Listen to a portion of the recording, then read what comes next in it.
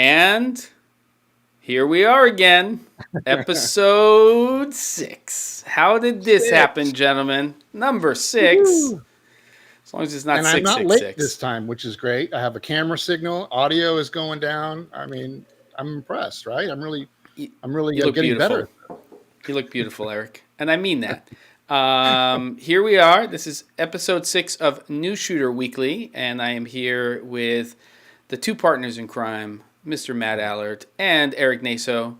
And this week we're going to be talking about, we're going to start talking about a little bit of the history of lighting. We're not going way, way back to early Hollywood, but we are going to talk, like we did last week, about cameras, about probably the last 15, 20 years and sort of the evolution of lighting. Before I do that, let's do some intros. Matt, tell us about yourself and who you are and all that fun stuff.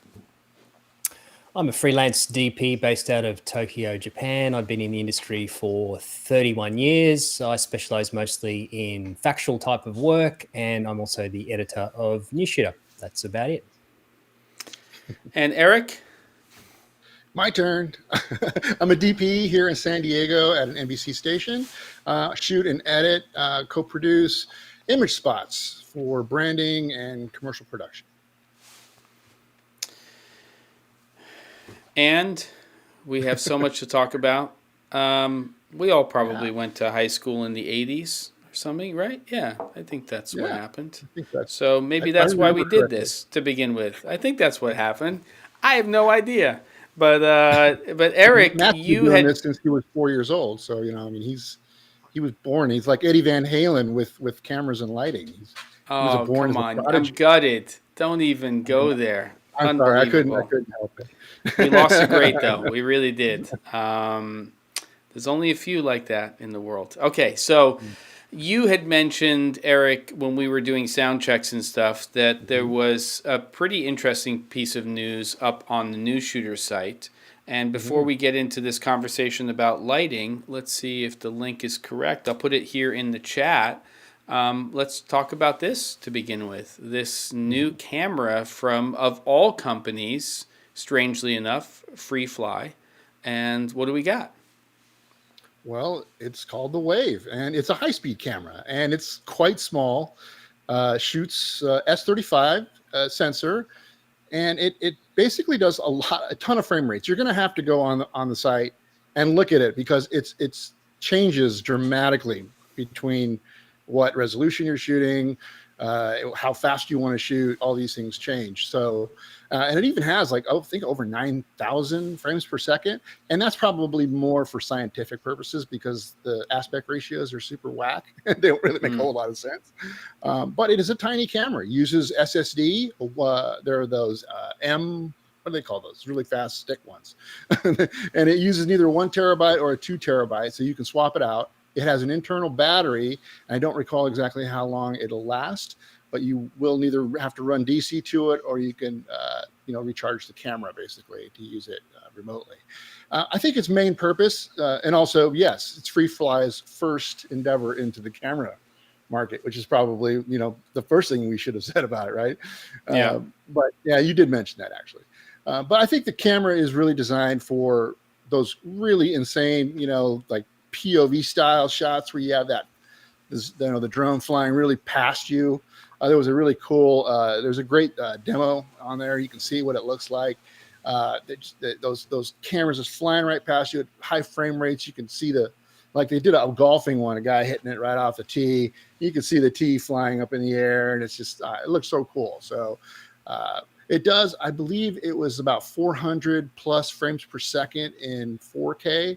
So that's pretty impressive. But yeah, check it out. There's a whole lot going on with that camera. If you watch the introduction video that Freefly did, it's kind of interesting because they were really not super hypey about this is a super tech camera. They were almost like it was not finished yet and it's going to get better, but it's got a lot of great features and they're working on it. So it's still, I don't want to say it's like a red camera when they release them. It's going to be beta for a long, long time, but they're selling them. I think they only had like 20 of them available for sale today. They're probably all sold out, and they're going to rent them out too as well. They saved about 5 to 10 on the side there from that production batch to rent out. So I think they're looking for feedback from people as well on the camera. So it is kind of an interesting new intro to a new camera from Freefly. Interesting. Matt, for you, when you saw that and it was coming from a company like them, because we have historically seen companies like Sony starting to up frame rates in their lower cost cameras, but we know that the market is really owned by by the Phantom cameras and what's done with those. What was your initial reaction, going from sort of Vision Research and what they do with cameras, and then seeing a company that is really known for primarily, drones and things like that, gimbal-based technology, and then them going to an actual camera system? I think they're definitely targeting sort of the action sports and drone market. If you look at the sort of the size of that particular camera and its sort of specifications, I believe it's got a fairly low base ISO of like 250 and fairly low dynamic range. So I don't think it's sort of a camera that's going to, people are going to grab for if they're doing high speed work, because as you said, there's plenty of other cameras now out there on the market that are capable of doing pretty high frame rates. 400 at 4K is still pretty impressive. But again, I think this is being targeted directly for Freefly's sort of market. Put it on mid-sized drones, use it for action sports. It's also got a global shutter, which will help for, for certain things like that. So, I mean, it's an interesting camera. At $10,000, you could argue it's either too expensive or too cheap, depending on your point of view. I'm sure they'll sell a few of them, but I think it's going to be a fairly sort of boutique camera that's going to be targeted, as I said, at action sports and people, sort of running mid-tier drone systems. Yeah, totally. We're clearly, and it looks like the production runs are really small. The production runs are really small. They have 3 of them. It's going into, I think, February, and even like it was like 50. So I think you're right, Matt. You nailed it. It's definitely going to be a sort of a specialty camera, but when you start playing with sensors and image, and all that fun stuff and processing, don't be surprised if we see more from them in the future. Yeah, and for sure, as a company, they have an engineering mindset. So I think, Matt, what you're saying makes a lot of sense. At a base ISO of 250, which is relatively low for modern camera systems, it also makes sense that particular camera would be best suited for natural light, outdoor type applications. And when we start to look at, the Phantom cameras, and we start to look at shooting at 1,000+ frames per second, the thing that some people don't understand is that when you couple your frame rate with the shutter that you need to create that cadence or what we would expect out of motion, and you generally double it, and even if you don't double it, you're still at a very high shutter speed, there's very little light getting into the camera, so you have to feed that camera a crap ton of light in order for you to get the correct exposure. So I do think it's really interesting, and I thought it was surprising, but not a lot surprises me anymore. And I do know that Tab and that company, they do think about things, and it's probably a complementary product to what they're doing. And maybe they feel like people are interested, or people have been asking about that, and they don't necessarily want to put a Miro up there or a full Phantom camera. And so this is a very lightweight solution, and I think it could be pretty interesting. So we'll see. Yeah. Is there any word on the communication between? Yeah. What about the communication between the camera? What really kind of stops it from being a really like a high production camera, as far as putting out several thousand units at a time, kind of thing. I haven't read the whole article. Is there a lot of control with the camera when you're using it on your drone, or there's not a lot of data on that right now? No, I don't know that part. I do know it's very simple. It's a dumb mount. It's an E-mount, but it can also be swapped out to another mount. But they're not electronic, so they're all dumb mounts. You're going to have to use gearing of some kind if you're going to be using the camera. And it just really literally has like a start and stop on it. That's kind of it. USB-C, full-size HDMI, DC input, but super simplistic. Also, you have to use very specific software. I think it's called like Vision View, and it's only available on a PC at this moment.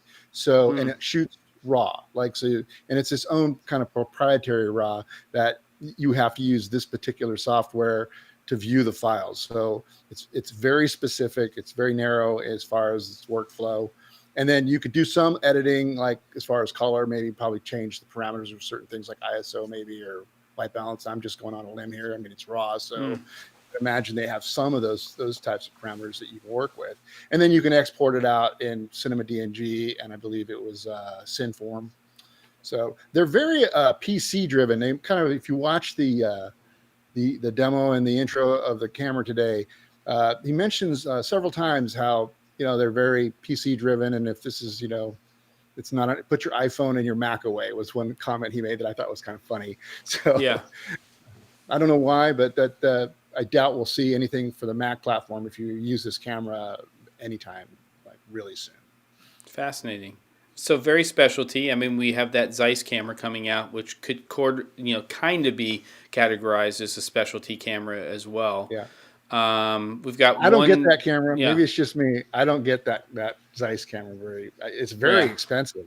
To me, that's even more expensive than a high frame camera from Freefly. If you look at it, to me, in value, what was it, like $3,000 or something? It's no, I think it's closer to $6,000 for the Zeiss. Yeah. For the Zeiss. Yeah. So I think that's DSLR, crazy. DSLR video shooter. Could you see that body, meaning the new Freefly body, being used for a 4 to 6K S35 millimeter normal, quote unquote, normal camera in the future? Second, yeah. I mean, it's interesting because, of course, that was a change with Vision Research with the Phantom cameras. They put 24 in there as so you could do both at a certain. That's been around for a long time, but I guess we'll see how it evolves as a camera system. Yeah, I don't know. I mean, it looks so easy to use that adding it into the mix. I mean, literally, like if you need, and it just does continuous recording until you run out of memory, basically. So it won't stop. Which is amazing that the dang thing doesn't catch on fire. Being that it's so small, but it's just basically, I guess, a heat sink and a battery pack on top of a sensor block, right? It's super basic. But it's really cool. I think it's interesting technology moving forward, and we'll see some amazing aerial type high speed stuff, which that would be really great, really cool. Yeah, we'll see if they can get that camera into the hands of people like drone dudes and people like that. Then I think we'll see some interesting stuff. It's because it's a combination effect of people who really know how to fly a drone and operate. There's just that magic. So it's then adding that element to it. So that's great. Okay, cool.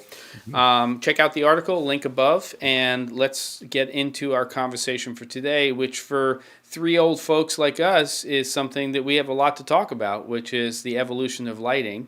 We're representing, we don't know what happens when you grow a beard, Matt, but there's some gray in here, and we can see some over there on Naso's side. So no, I do this on purpose.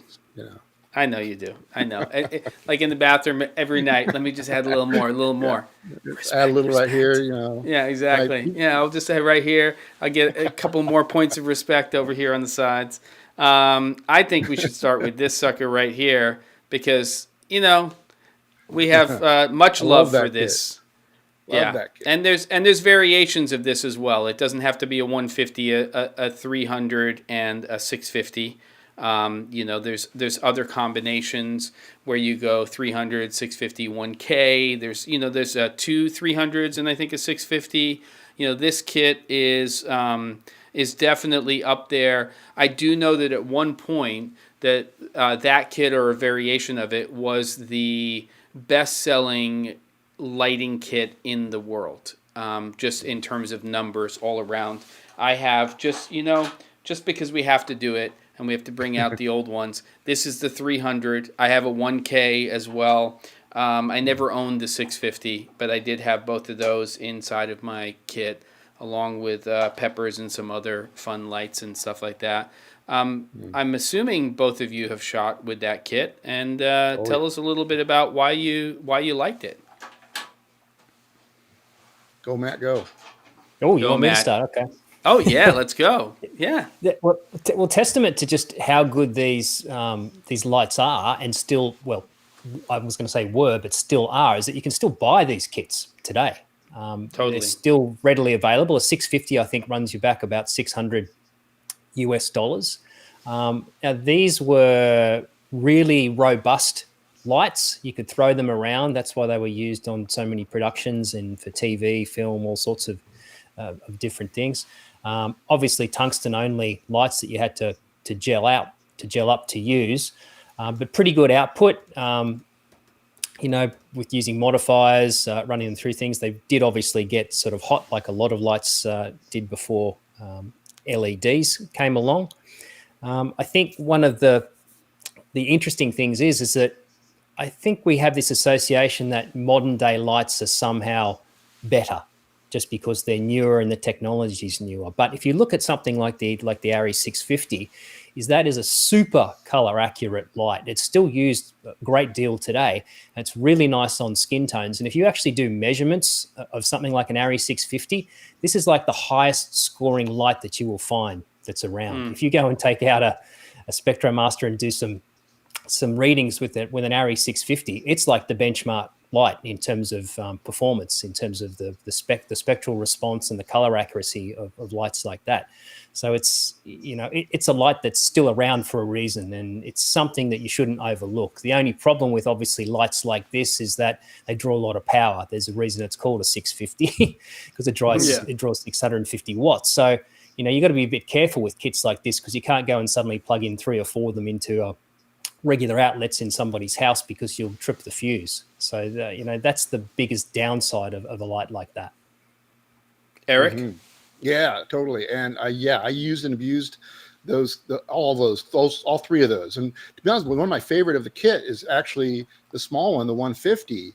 I used to run that with a projection attachment, and then put gobos in them to spice up my backgrounds for news interviews. So that was my main sort of art light. And then I had the 650 in a Shamir box, and then I would use the 300, just sort of accent light somewhere around. Those 3 lights were so fantastic. And to be honest with you, I don't really have a controllable kit like that anymore.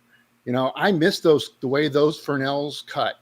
That glass in front of those areas are there. Well, there's a reason why those lights were so popular. They cut so beautifully. They are so clean. Man, I mean, that's the one thing I do miss about LED lighting about tungsten lighting, is that even with the newer Fresnels that we have for attachments on COB lights, they just don't cut like those ARRIs did. I agree. I mean, the other gotcha, by the way, which and going back to what you were saying, Matt, is these are quartz halogen lights. So you put a brand new bulb in there, and you're pretty rock solid at about 3,200 Kelvin. You might be off just a scotch, as they say, but not very far. And we're talking about, we weren't having conversations about TLCI and SSI back then. It was CRI. CRI was basically, color rendering index was where it was. It was basically close to or at 100%. You had this, this really great range. So skin tones looked amazing. My gotcha, just as a very quick story, is we decided that we were going to bring a kit to the Czech Republic, to Prague. And then what we didn't realize was we knew that the fixtures themselves could go 110 to 220, but we didn't change the bulbs.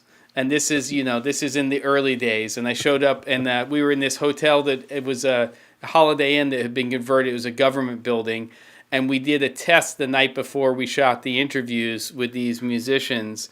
And we took out half the hotel because we plugged it in, and all the bulbs just popped. And we snuck the kit underneath the bed, and we went to, if anybody remembers Mandy.com, I had figured out where the resources were in town where I could go to get other things. So we went to the the studio lot, and we rented a 3-light kit with the correct bulbs, and it cost us like $75 for the week to rent the thing, including a guy driving us to and from the hotel. But you needed to have the right bulbs, not just the fact that they could convert between 110 and 220. And the amount of times we shot on those kits was just ridiculous, and you just had to learn how to modify them, and even back then I wasn't the DP on that project. I didn't understand how to bounce light back then, but they are fantastic for bouncing light, and you can spot and flood them, and they're workhorses. It just takes it takes an hour before you can break everything down and get to your first drink at the end of a shoot. I think that's really the reality, right? Yeah. I think that's something we take for granted with modern day lights, is that with modern day lights, they're all cross compatible and you can take them anywhere in the world and plug them in and they'll work. Back in the day, it was distinctly either 120 or 240 volt systems. Yeah, I remember having that same issue with dado lights, the old dado lights. So the gotcha with the dado lights was that not only did you have to change the bulb because it was rated for a different, that exact light there. You had to change the bulb because the wattage was rated differently, but you also had to change the power ballast as well. Yeah. So originally they were only available in 110 or 240. And when I was working with them and I was traveling to different countries where the voltage was different, you'd always have to remember to put the right ballast in. Yeah. And I remember putting the right bulb in, but taking the wrong ballast and going to a country and plugging them in and going, why is the output so low? It was like at 10% at max output. And I realized I'd taken the wrong ballast unit and I had to go to an electronics store and buy a power converter brick and then take it around with me everywhere to plug it in just to get the right voltage. Amazing. Yeah, and I love those lights. I mean, those Dado 150s with the ellipsoidal, system, which is patented, of course. They were drawing 150, but they were giving you close to a 300 watt output based on their, beam angle. And there's still nothing to this day that you can, slice and dice and create specials with that are better than probably those little Dado lights. They got close-ish with their LEDs. I don't think that they quite got where their quartz halogen lights got, but I still own 3 of those lights and they still come out all of the time inside of the studio. I've got one set up in my studio right now. They still have a place, and those don't take forever to cool down. And speaking of what you were saying, Eric, that's the one that I put an 85 millimeter lens on and create cookies with. And I mean, not cookies. I have the gobos, the go-betweens, and do that. And they were kind of the original light to do that, along with those 150s. Yeah, it was so much more convenient putting up a frame and having like a 4x4 with the cutout and the screen. I didn't have time for that. So being able to just slap that projection attachment and you shove a gobo in there with some leaves or some cuts for like a Venetian blind. I mean, I remember if I can even visualize how bad I was using those actually at times where you have a Venetian blind that's only like 4 inches sitting on the side of a wall. Remember those days where you were like, you weren't quite there yet, but you were still learning. But they are so they're so cool. It's you don't see. I don't know if many people even have those in their kit anymore. It's still kind of worth it with those smaller attachments for those smaller lenses. Now, right now, like I guess we have for aperture, they have that spotlight, but that's just a massive piece of equipment you just don't want to pull out, throw on your cart just in case, right? Yeah, it's big. It's the physical size of it, and that's a big difference, which we'll talk about as we get through this when we start to evolve to things like chip on board LEDs and the challenges with making LED technology act the way we're used to having these hot lights act. Let's talk about sort of the transition into already soft light, and the one company that really brought that to us, which is, of course, Kino Flo.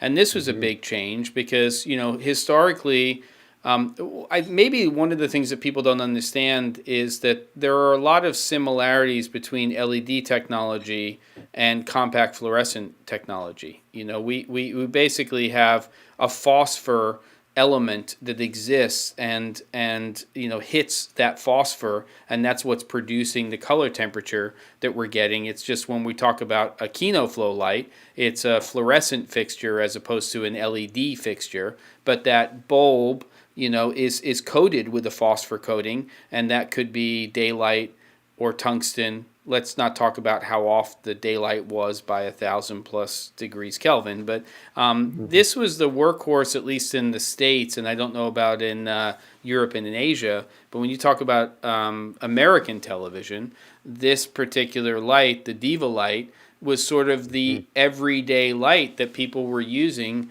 to shoot interviews. The Flosier that went over it that created a softer version of that light is like soft and then soft again, but about the same physical size.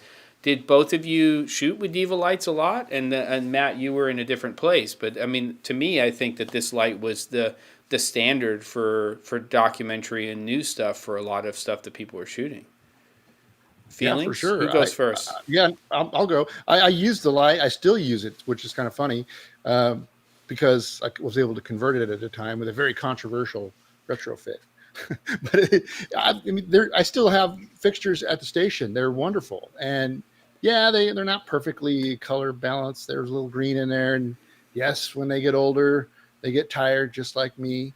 But they just look so good.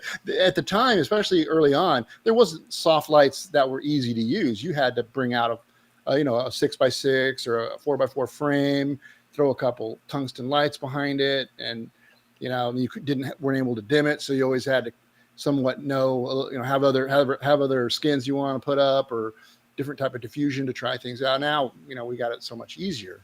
So, but yeah, when you throw up a Kino Flo, Diva bank, you don't have to have all that stuff. You can obviously still do that and get even softer light. But boy, out of the box, open it up, throw the Frosier, whatever they call that thing, on there, the diffusion, and then be able to dim it. And I mean, you're off and running, and it looked really, really great. So now I did over time, I found these Ushio bulbs that I was able to retrofit into. I didn't even have to retrofit. They were a direct replacement, but those aren't available anymore. The company said they made them. They're not compatible. Now I still use mine, and if I burn up either the bulb or I burn up the fixture, well, so be it. Then that's end of life for my Kino Flo Divas, because I wouldn't be using them anymore with the flow bulbs.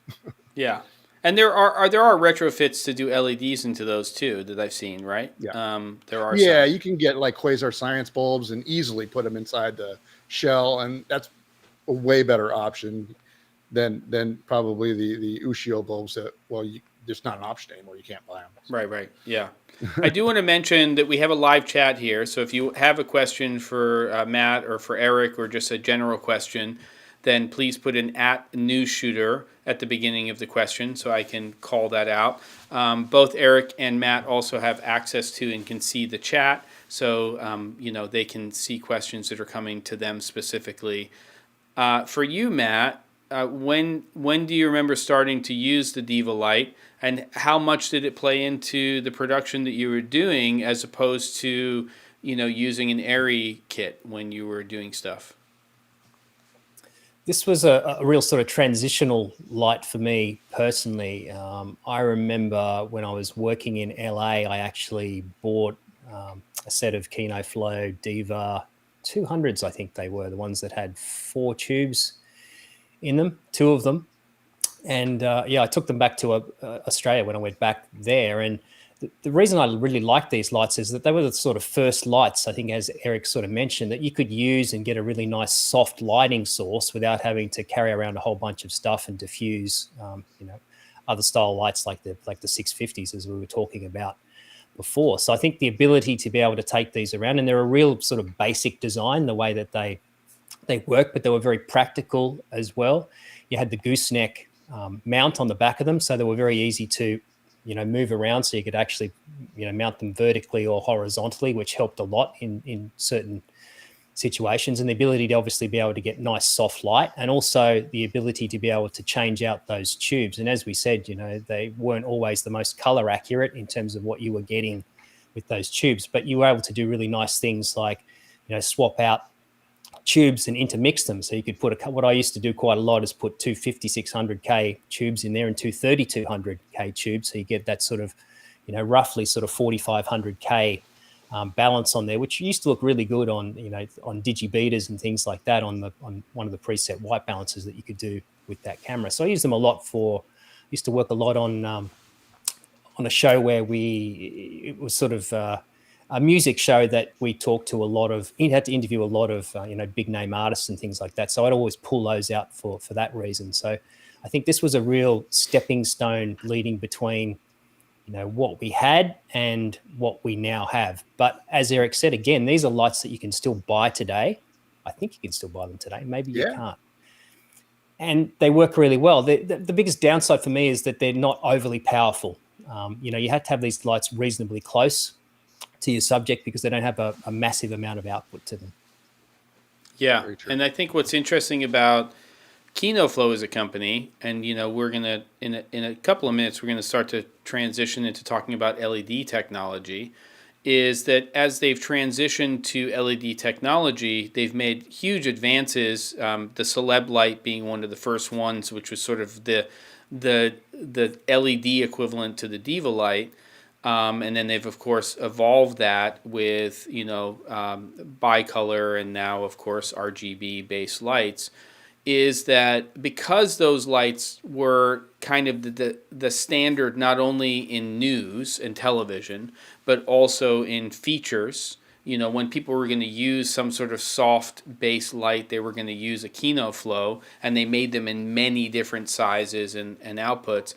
What they did as a company is when they transitioned to LED technology, instead of pushing or driving those LEDs a little bit harder than a lot of other companies did, they said, if we're going to make a Diva-based LED light, the output is going to be similar to what our original fluorescent fixtures were going to be.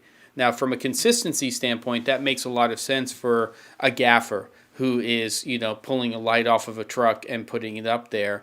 But there are challenges there when you can find another company that's making a fixture that's similar in size, a 2x1 fixture, and it can have 2 to 3 times the output of what a Kino Flo does. Beautiful light, capable light, and interesting what they're doing now, where they're actually profiling their lights in terms of their LEDs to different cameras, because another interesting conversation, which we may not get into too much today, is how cameras see the light from these different fixtures, which is the reason that we have to take readings like SSI and see what lights work well together, and also may be seen a little bit better or worse by cameras, because cameras, even new digital cameras, are really looking at they're looking at hot lights, quartz halogen lights. They're looking to a certain degree to HMIs. They're looking at daylight. And what I didn't used to understand is that what we really need to be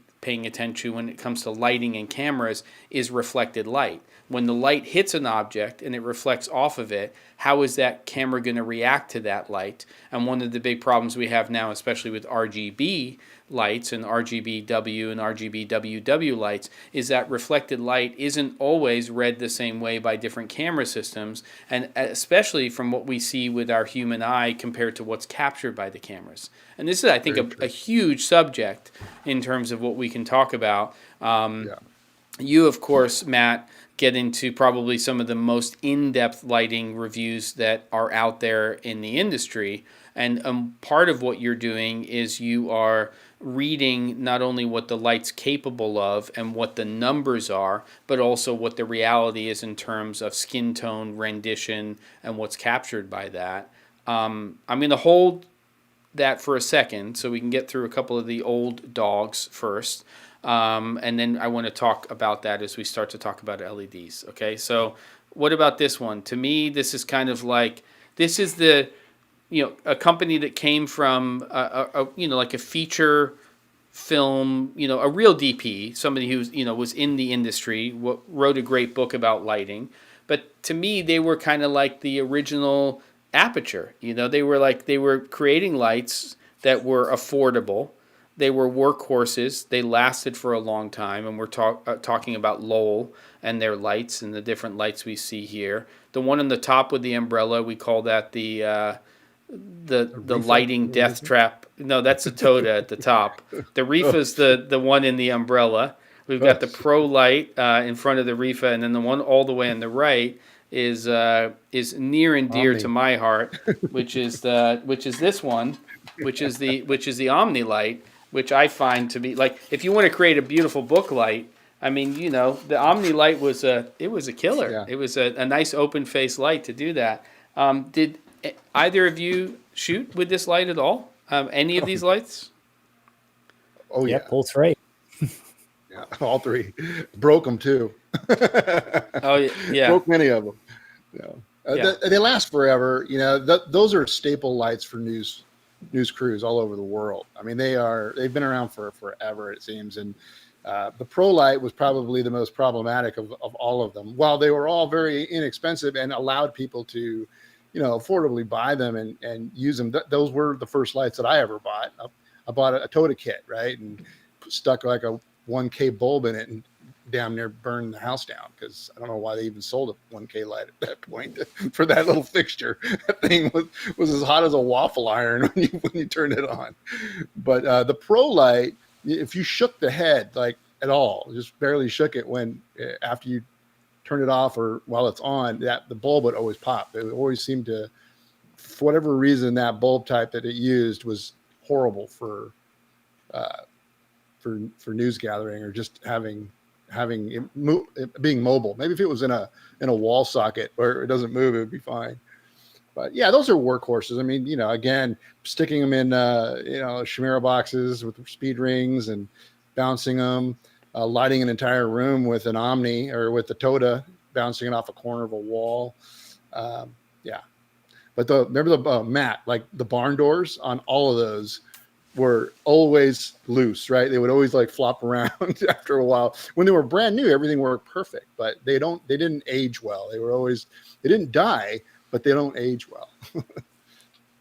Yeah, and they'd always get so hot that you'd burn the filter, whatever you were using on the front of it. You put a gel on the front of there and it would be permanently burnt onto the barn doors. And I think going back to what you were saying there, Eric, I think the reason that these were really popular, I think, is that they were small, compact lights that you could use to create a much broader lighting source with the use of umbrellas and things like that. And I think that's why they were probably popular. Again, they were used widely, but as you said there, I didn't find them terribly reliable, because there was so many times when I was out there where, you carry around a whole bunch of bulbs in there and then, they'd keep blowing all the time. And then eventually you would have forgotten to put new bulbs in the kit, and you go to get the new bulb and you pull it out and you see the little dangling wires on the bulb because it's already broken, and then you're in a world of trouble. So not the most reliable of lights, but, they served the purpose at the time.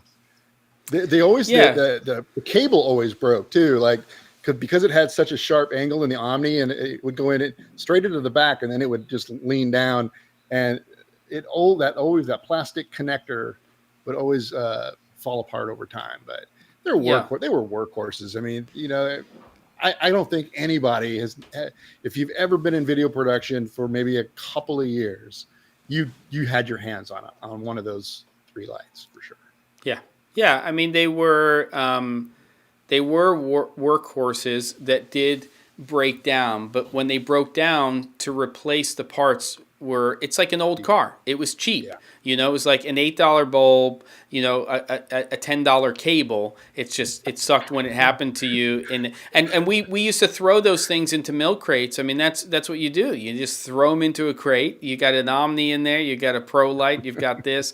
And for some reason, those lights were not babied the same way that Airy kit was that we showed at the beginning. It was like nicely packed in the case. And for me, the Todas were always just like, shove them in the milk crate, and they'll come out and we'll just throw one up on there, do a few Hail Marys, and hopefully the dang thing will start up and do what it's supposed to do. But, power to them. you could put an umbrella in that thing. They had an umbrella receptor, and you could just throw a modifier on there, like in seconds flat. So there were some huge advantages to that. And if you got big parabolic umbrellas or larger umbrellas, you could create a very nice soft source very quickly by throwing a big umbrella in front of an Omni light. So I think that was pretty cool. And you just flood it and fill it up with as much light as you can, and you get some really beautiful stuff. So it's pretty cool. Yeah, and again, and the Omni was only like, show it up, bring it up there again, Jem. Look how thick it is. Like with it closed, I mean, you could have 3 or 4 of those in your light kit compared to like 1 650. You know what I mean? Like you can pile them into a kit and just have traveling light, and with a ton of. And that's where the umbrella goes right in there, and it just sticks right in front of the light. And you know, it's they really were kind of like the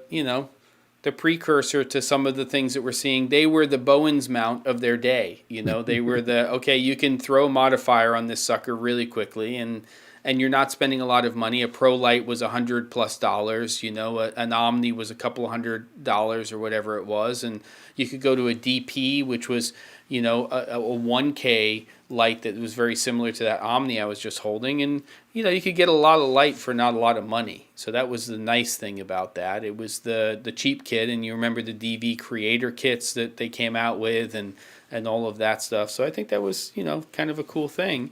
And then the little light that could showed up. With its magenta, that was with its real game with its changer. magenta fix in the front, because LED skewed so badly back then. And what did this cost back then, Matt? Do you remember how much this was? It was not a cheap because light. I bought one. I actually bought one of these when I was working for a broadcaster out of my own pocket, and I bought the original 1x1 bicolor.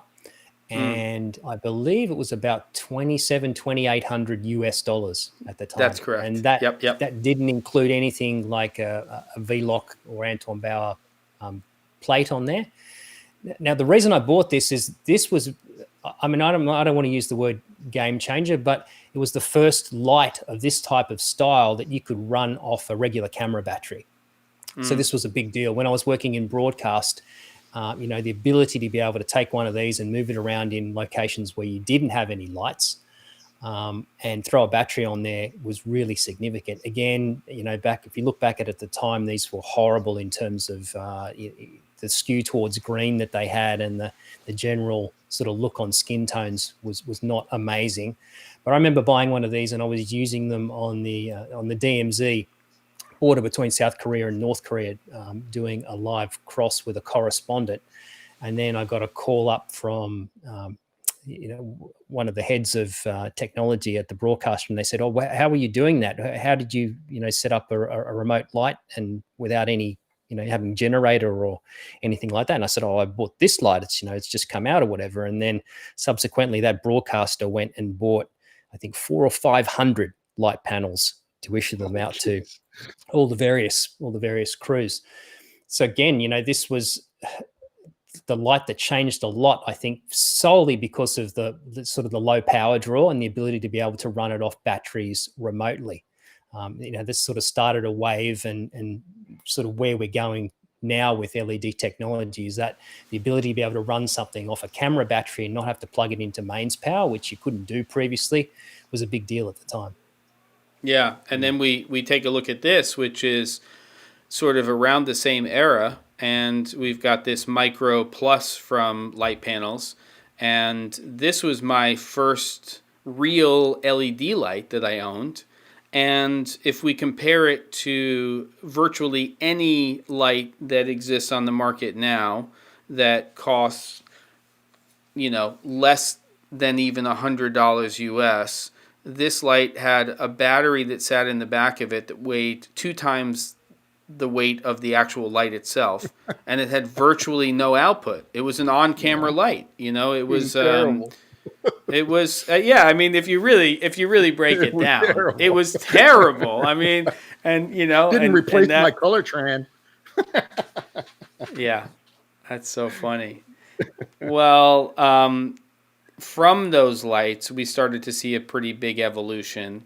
And we had a technology, and let's just break this down. When we talk about LED technology, generally before we got into the newer LEDs that we're seeing with RGB, and then a white that's more amber and a white that's more daylight, what we had is we had a blue LED emitter, and then in front of that emitter, directly in front of it, was phosphor, similar to those old, fluorescent lights from Kino Flo. And that phosphor the blue light would hit it, and it would excite the phosphor, and then we would get a particular color temperature. Initially, it was only daylight, and then they started to come out with tungsten versions, and then we got bicolor, where you would, you basically have a grid where you'd have, one tungsten, one daylight, one tungsten, one, daylight. So, what this company and also ARRI and some other companies did is they created a technology called remote phosphor, where you're separating the blue LEDs with distance from a single panel that's big, and it's a phosphor panel. I still own the Area 48 from BB&S lighting, and this was, I think, an advancement in technology. Did you own this light, Matt? Was this something that you had, or? I do. You still own it too. Okay. I do. What was the difference between that and your experience with the let's say the light panel 1x1 initially? Well, I think this was a much better light. I think it solved a lot of the inherent problems of what I was experiencing with that light panels 1x1, because moving to remote phosphor, I think you were getting a sort of a broader, nicer lighting source, just because of the, you put these plates behind it. With remote phosphor, it works in a sort of a slightly different sort of way, and you would put these colored plates in front of the fixture, and then that was what would determine what color temperature, Kelvin color temperature output you were getting on there. You can see this is the Area 48 being used here, and it was one of those lights that was nice because it already had that built-in diffusion panel in front of it, because that's the way that remote phosphor worked, is that you could get a soft light without needing to necessarily put up a soft box in front of it. And the thing is, it was really, really color accurate at the time compared to most other LED technology that was on the market there. So you were getting a lot better reproduction of skin tones, for instance, a lot more accurate. It didn't skew green, didn't skew magenta. It was a really good light, and it's still a very nice light today. It's probably a little bit underpowered compared to a lot of modern day lights because of the way the remote phosphor works, having to put that diffusion panel in front of it.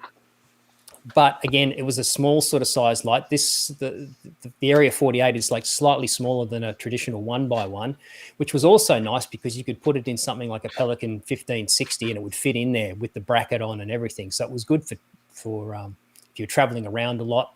And yeah, I still use that light, and I think it's a really nice light. And BB&S now also has a new RGB W version of that light that's been out for probably about 18 months now. But yeah, at the time it was a really expensive light. You had to spend a lot of money to buy an Area 48. Yeah, I mean, it was really Area 48 and Cineo lighting, which were really the leaders in remote phosphor technology. Eric, did that get adopted? Because I know, we talk about in news, there's this term, the ring of fire, where you're basically lighting your talent all the way around and stuff. And I know that a lot of studios, talk shows and nighttime, kind of television would adopt remote phosphor, because the other advantage to remote phosphor is lifetime of fixture, right? They've overcome a lot of that now, even with the fixtures that we're using now, which are chip on board and are more traditional, like emitter with the phosphor in front of it. They just last longer without starting to change color. Was there an adoption down in your market or in the industry that you know of for remote phosphor? No, not really. I never really used them. I never bought one. I tried the BB&C one. It's a heavy light. But it is very color accurate, and heavy. heavy and expensive, which kind of, I think, blocked a lot of people out. And I don't know whether that's just inherent to the technology and that it just requires more engineering and more manufacturing to make. It's interesting that LED just sort of, maybe it just blew up, maybe it's just like the beta versus VHS thing right back in the day. Whether one was better than the other one just took off and was adopted, and everybody technology ran that way. It's interesting was where our studio was all like 1Ks, tungsten, and then we switched over to all Kino Flo tubes. They were the parabeams. And then when we moved our studio to our new location, none of the lighting came. And then they actually used all light panel lights in DOP choice bags, or soft boxes that just sort of how you wrap around for sets. The studios love to do that in the grid. And then we wanted to get more pop, more output. We went with Cineos because we're an NBC O&O. So we have that relationship with Cineo. Cineo makes like proprietary lighting for NBC studios, which is pretty crazy. Like they are, think about that. Like they say, this is the kind of lights we want or we need in our set, in our, in our studios, and they designed them for them. And I think that they're the only ones that have certain particular fixtures. Now those aren't in our studio, but we do have all Cineos now in for our wraparounds, key lights. Oh, you do? Okay. Yeah. And a lot of them. We still have light panels in the grid, but the main lights now are Cineos. Yeah, because what happened was Cineo lighting was bought by NBC. And then they came out with their blade lights, and they have like tube-based lights, but those are not really lights. I guess is NBC Universal. It's a bigger, but those lights, bigger, but broader. They're not owned. Those lights are not readily available the same way you get quasars or Astera tubes, and it's interesting because we have had this evolution in terms of technology where remote phosphor has fallen out of favor, because there's been such an evolution with, I guess, the quote unquote standard based LED lighting. So even Cineo stopped doing that. Even BB&S has stopped doing that, and they're kind of moving towards this chip on board technology and other ways to handle how they're outputting to their lights. When did you guys start using flexible LEDs? Was that something that became part of your production? Or was that just something that because of Newsshooter, it came in and out for, for sort of reviews and things like that?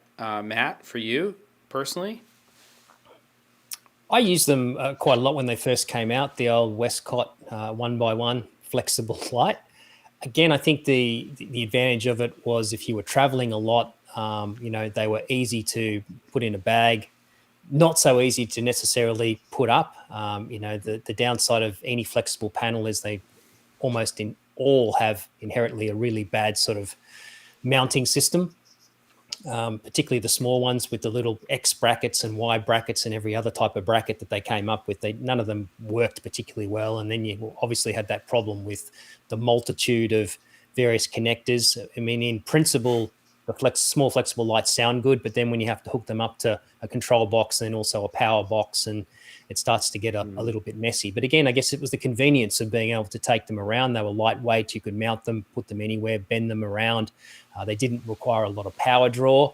So that was nice. I mean, I sort of moved away from them for quite a long time until some of the larger flexible panels started to come about. We were sort of stuck there for a long time with 1x1 and 2x1s, and now this is actually a light that I use an awful lot. I like this light quite a lot. This is an IntelliTech, I think it's called the Mega Light Cloth. So it's really large. So as you can see, it's basically sort of 8 1x1 panels here that you can put up on this frame that you can construct up really quickly. It all folds down, and again, you can put a grid on here. You can comes with a giant big softbox.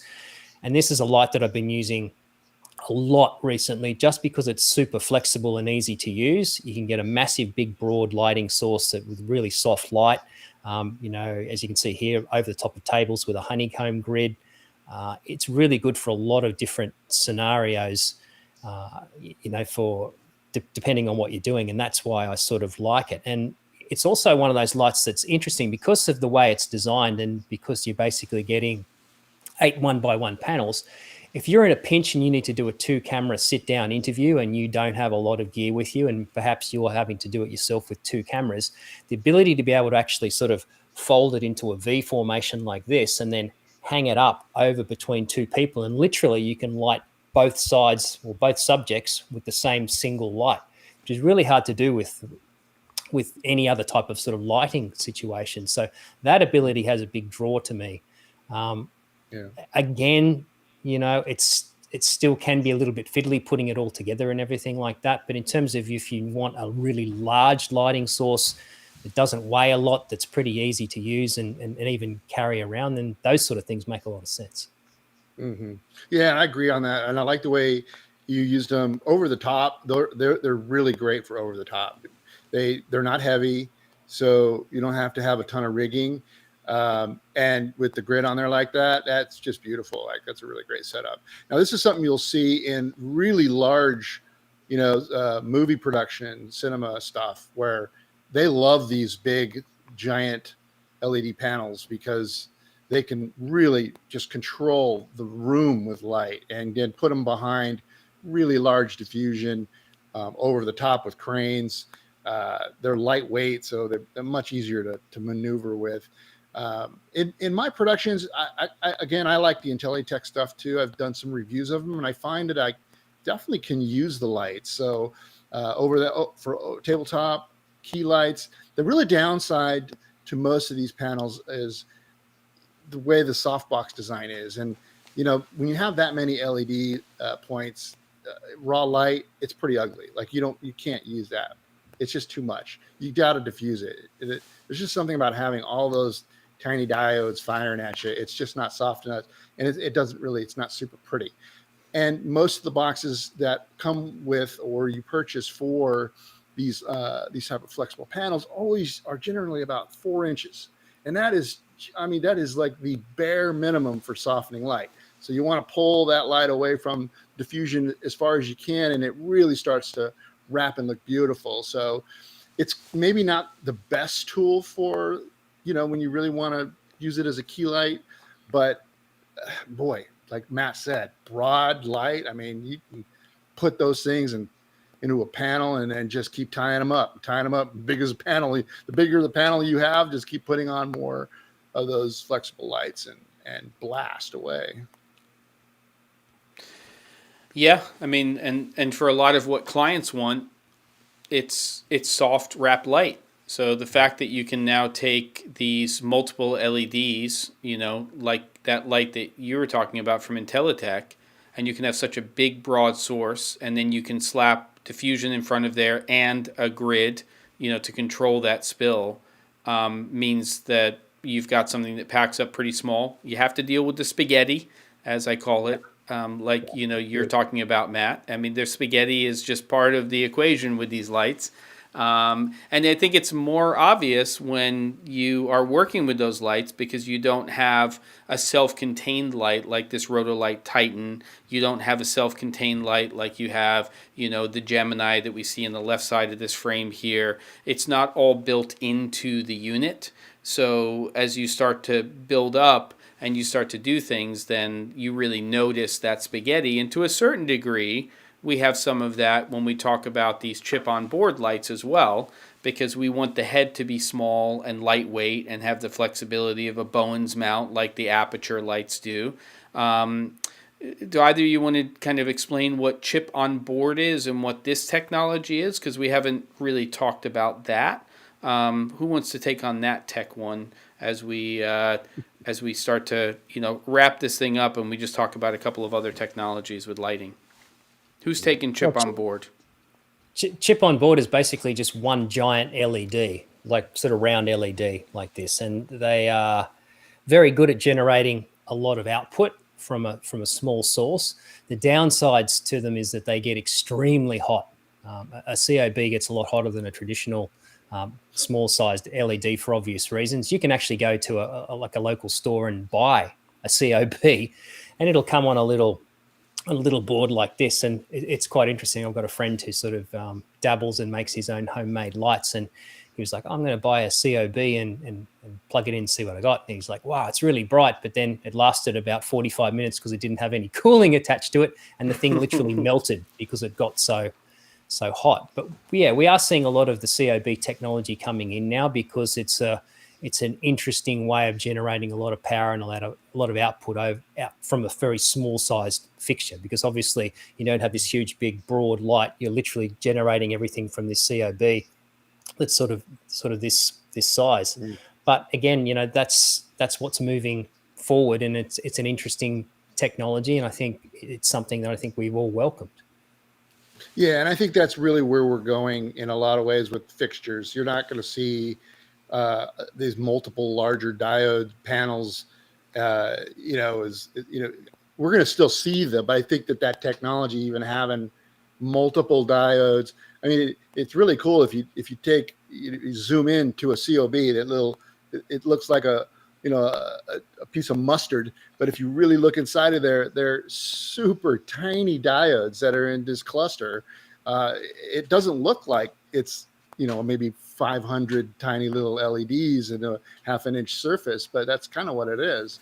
And when it's on, it's just like it's one light, like no doubt.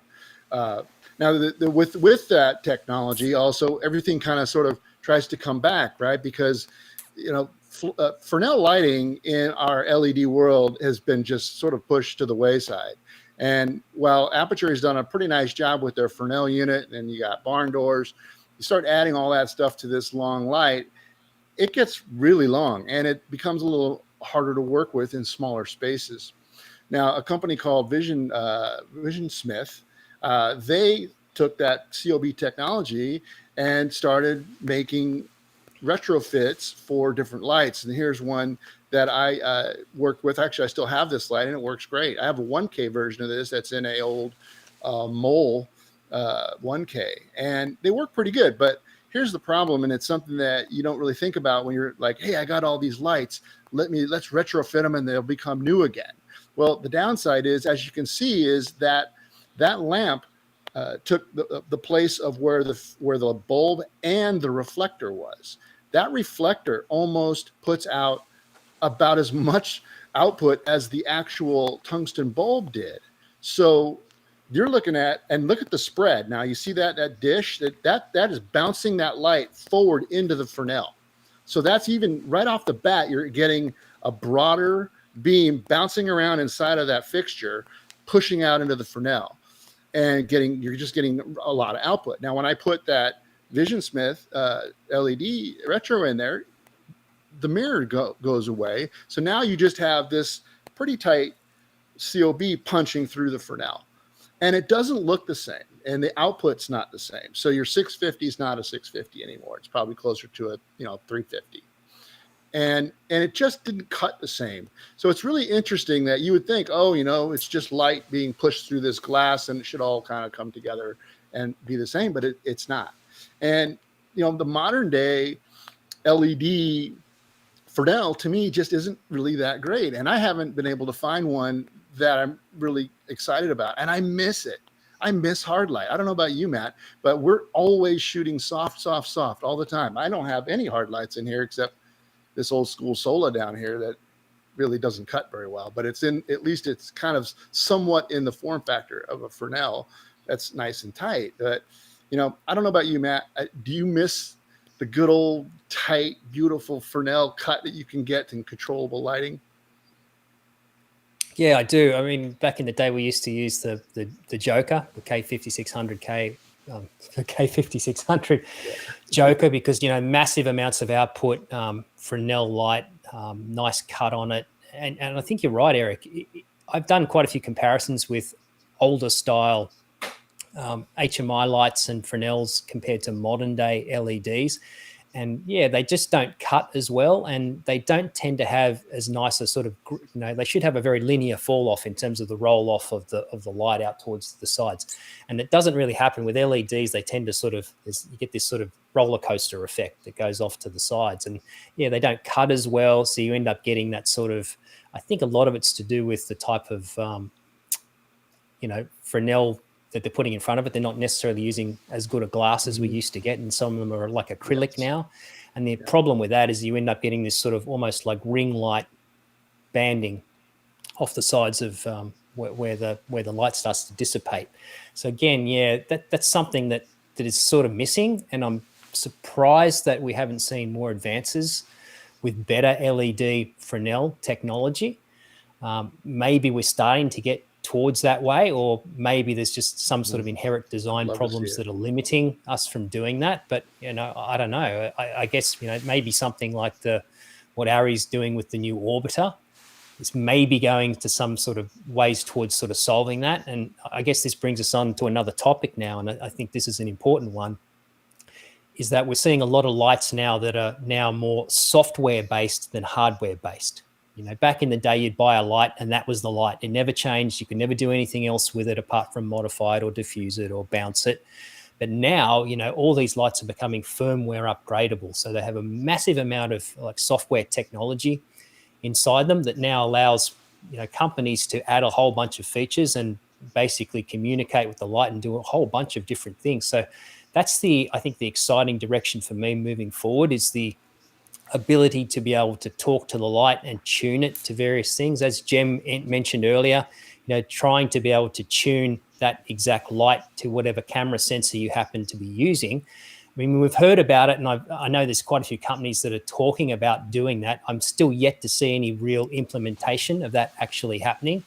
But the ability to be able to, going forward, if you could go into your light and say, hey, I'm using this particular sensor, and you program it there, and then it remaps the light's output and color response to that sensor, that's going to make a huge deal. Yes, boy, I agree. That would be amazing. Now, Arri does that with their existing sky panels. They kind of made that light match the Arri Alexa cameras. So that's probably a reason why those were always being used together, because the light looks great with that sensor. Yeah, and not always fantastic with every other sensor, but there is a consortium and there is a concerted effort that's kind of being overseen by a subcommittee from the ASC, which really understands that this is a big problem overall with modern lighting fixtures and camera systems. Companies like Hive Technology, Quasar,